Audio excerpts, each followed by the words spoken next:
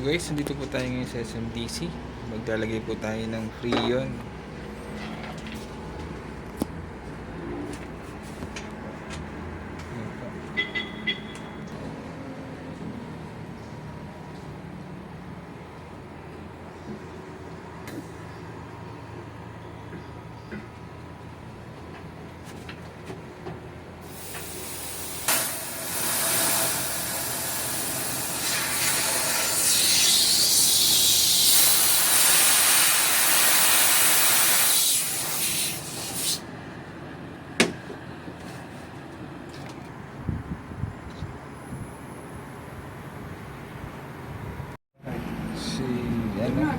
So lumamig na po siya, mainit na po yung buga ng condenser.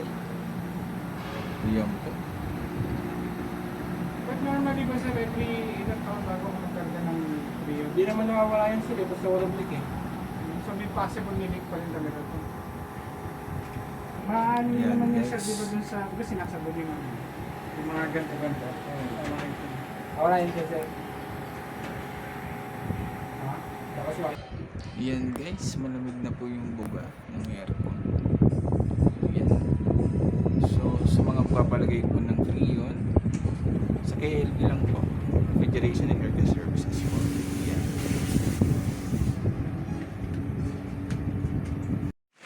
Okay, good afternoon guys. Nandito po tayo sa Gabriel Heights. So mag-cleaning po tayo ng split type. And gusto ko Martin ng KLB.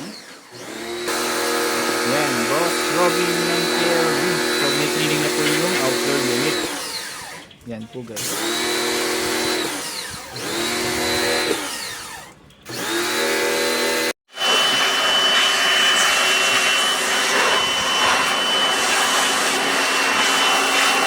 Yan po guys, mag-blower na. Pitik, pitik. Ha? Pitik.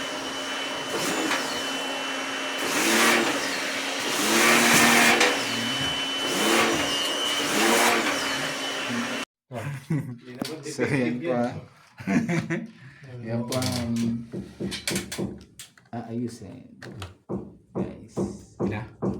Yan guys, malinis na po yan. Yan, dito po tayo sa Gabriel Heights. Doon, sa pinag-install mo ng ano, aircon.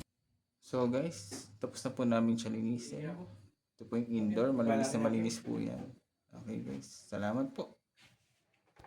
So guys, start na po kami ng cleaning dito sa may Mariposa.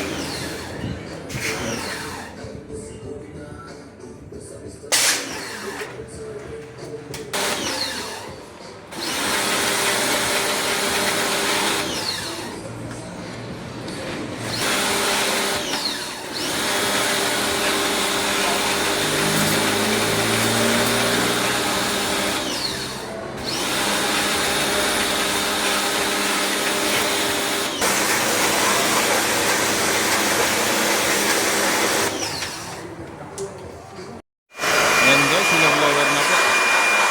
Malinis po yan guys.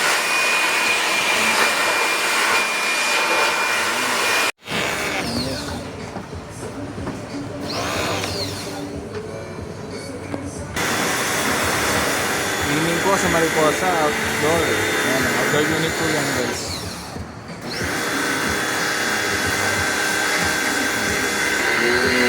Yan guys, oh. Ito po yung isang aircon dito po sa Mariposa. So ayaw po gumana po ng fan motor. Yan po. Oh. Ito lang, bibigyan ko lang. Ha? Bibigyan ko lang. Yan po. Primal. Yan po, with Boss Coco Martin and Robin Padilla ng KL. Yan. Ano? Ako na.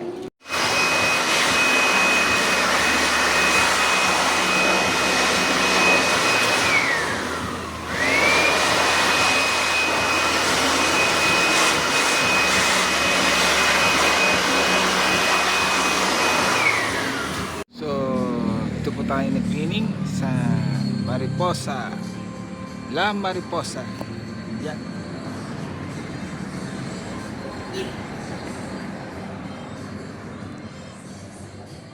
Yan. Maraming salamat po.